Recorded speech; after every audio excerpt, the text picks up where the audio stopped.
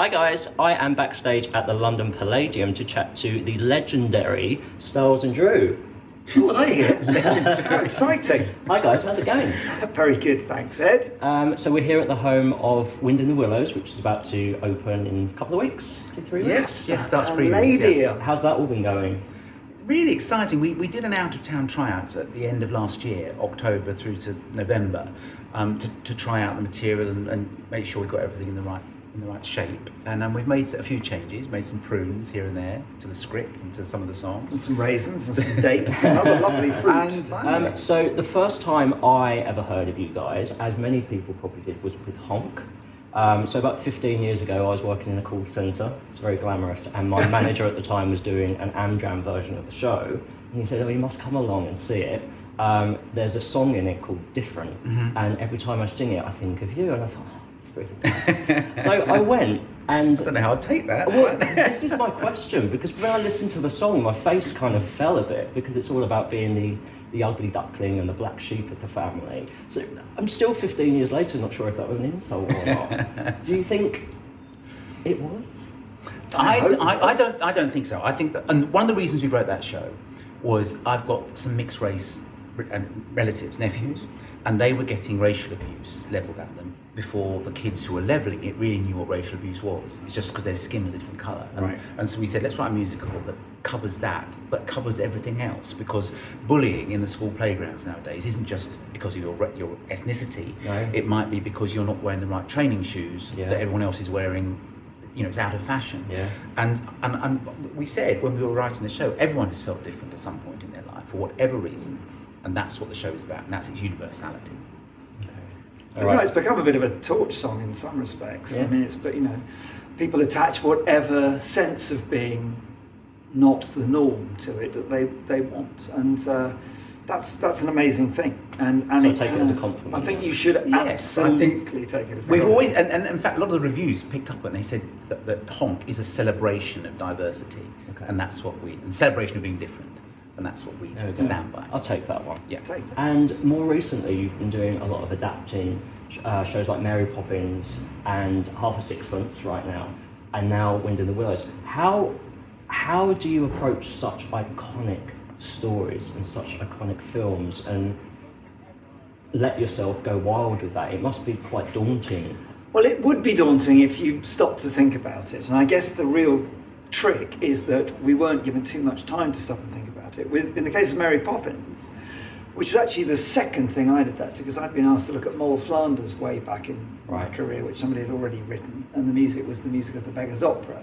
So although I'd only parked that thought in my mind, I'd already had that sense of adapting someone else's material. With Poppins, we heard that Cameron might be going to produce a stage musical. We were kind of tipped off.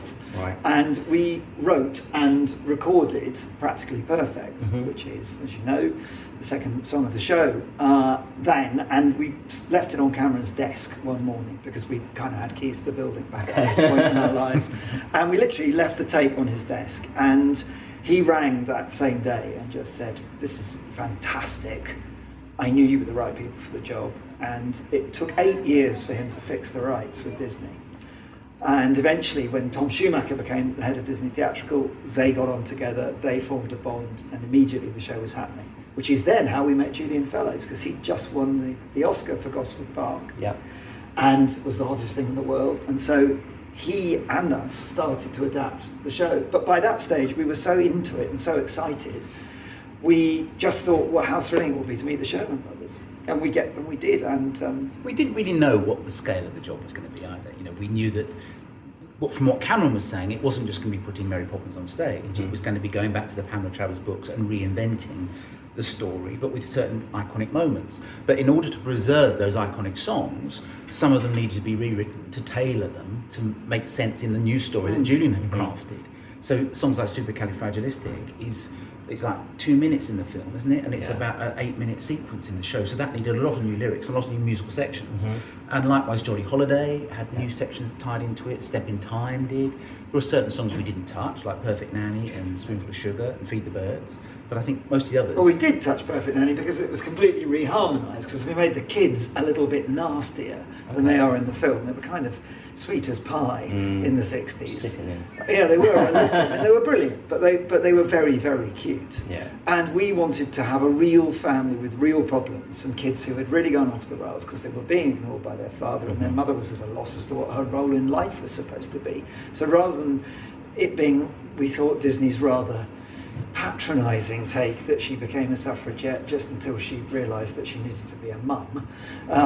We thought the better story was that she needed to find out what her role genuinely in this marriage was, and that made it matter more in some way, rather than having that big thing outside of the suffragette movement. So it was a very interesting transition, and a lot of thought went into all the decisions, as you can imagine. Yeah.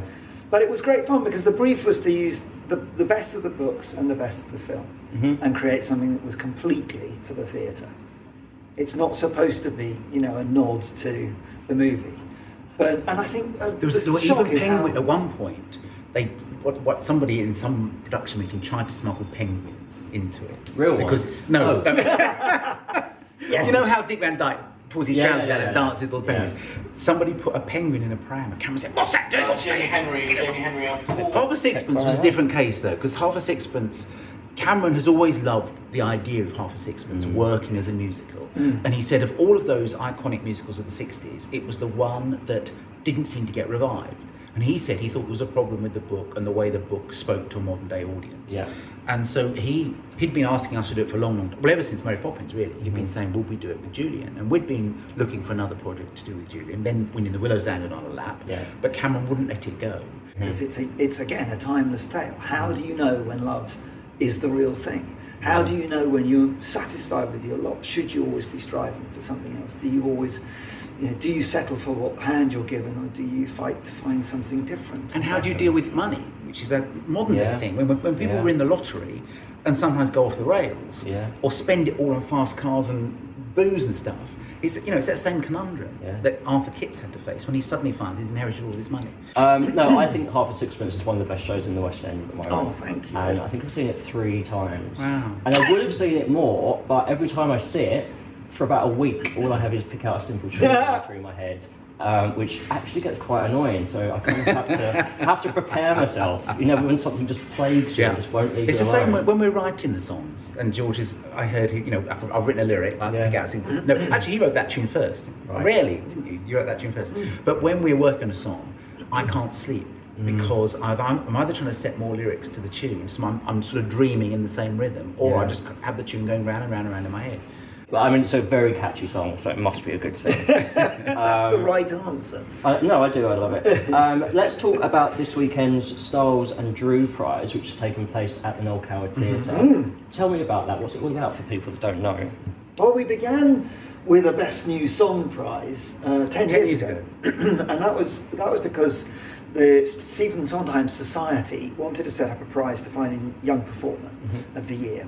And what we did is that Sondheim said, fine, you can do it in my name, but there must be new writing as well as my songs.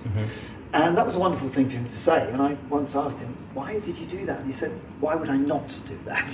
Yeah. Sondheim response, it's like a no-brainer for him. So that's what happened. And we said, well, why don't we sponsor a prize in our name for Best New Song? Because we wanted to try and give back some of the mentorship and encouragement we've been given across the years. And so that started. And then 2 years ago, we decided to develop a the new mentorship thing, But on the day, what you see is 12 students who've been selected from all the drama schools around the country by Ed Seckerston and his team. Okay. They've whittled it down to 12. And each of those 12 students has to sing a Sondheim song and a new song written by somebody in Mercury Musical Developments. Okay. So for George and I sitting there, we are judging the new songs, and the prize of £1,000 goes to the writer of the winning new song, whereas Julie Mackenzie and Ed Sexton and their team are sitting there judging which student performer is going to win the £1,000 for Best Student Performer of the Year. Right. And interesting, we had drinks with Julia the other night, and she was saying how she finds it much easier to judge those students on the new song than she does on them doing another very well-known sometimes. Yeah. For instance, I know there's a girl singing Losing My Mind this year in front of Julia Mackenzie, which must be a very hard thing to do. But Julia said from her point of view, for judging, to see them working on new material that nobody's ever heard before is much more telling. This year you're also doing the Mentorship Award, which last year was the Wicker Husband. That's right. Which I went to see at St James, I think when it was still St James. Oh, no, it might have just changed to the other palace, I think, by the time we did it there. Yes. And that was a really interesting show. So tell me about this. Why do a, I'm going to say stereotype, sponsor. What's the word? Mentorship. Stereotype. Mentorship. Oh God, that completely. Well, again, from what George was saying earlier, we've been so lucky in our careers with people all the way along the line, right back from we started writing in 1983, helping us. We had Warner Brothers, we had Cameron, we had a lawyer who said, "Look, you can't afford my bills, but so I'll look after you for nothing." Right. There was a whole bunch of stuff went on that really helped us in our early years. And we said, let's see if we can help. Now that we know so many people are trying to write musicals, let's see if we can mentor them, because we know from experience, one of the biggest leaps forward that takes place is from your first draft to your second draft. Yeah. So we asked members of Mercury Musical Developments to submit, if they wanted to take part, to submit a full first draft of a musical everything. And then we've had a judging panel who whittled it down, and George and I have gone through the last 12? Did we listen to the last 12? 10 or 11, yeah. And then we choose one, and in fact what we've done this year, we whittled it down to the top 3, and then we met all the writing teams. Right. And now we've decided pretty much which one we're going to offer the mentorship year to. And they come down to my place in France for a week, and we blitz it, we pull it apart, put it back together again, suggest new ideas. Then they have 2 labs which are open to Mercury Musical Developments members, and it's a kind of supportive show and tell of maybe 20-25 minutes worth of their show. We do 2 of those during the year, and then it culminates in a full presentation like you saw of The Wicker Husband at the other palace. Yeah, it was great, I loved it. And MTI Europe, who are our publishers for most of our shows, have very generously sponsored it. So we know that we're secure for the next 3 years to make that whole process a viable concern. There you go. So it's too late to do it now, but if you want to submit your ideas for next year, you can do it on your website, can't you? Yeah, all the information's on the website. Yeah. Okay. Great, go and check it out. And this Sunday's, I don't know where to look. This Sunday's show is at the Nog Howard Theatre. Yes. Is it in the evening? It's in the daytime. I think it's at 3 o'clock. And are there tickets available still? I believe there are tickets. I will put a link in the description afternoon. below to where you can buy tickets. Everyone who comes always says it is one of the most entertaining afternoons. You're seeing all of this new talent, singing all of this new talent.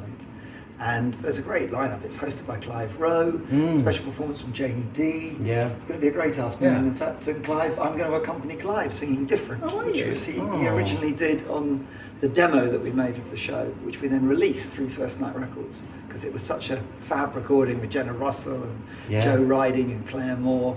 Oh, that's worth going to see. And Clive. So it's going to be fun. Funnily enough, at this Sondheim thing I was at last night, they were talking about this on Sunday, and they said Janie D, and then this girl got up to perform, and she went, "I really thought he said Gina G,"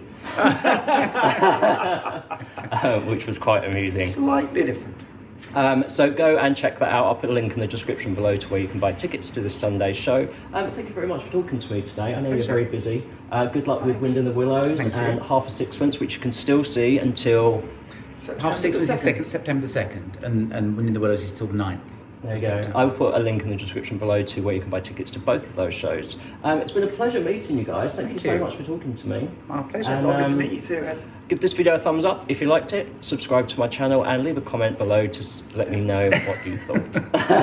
Thanks so much, guys. All right, thank you.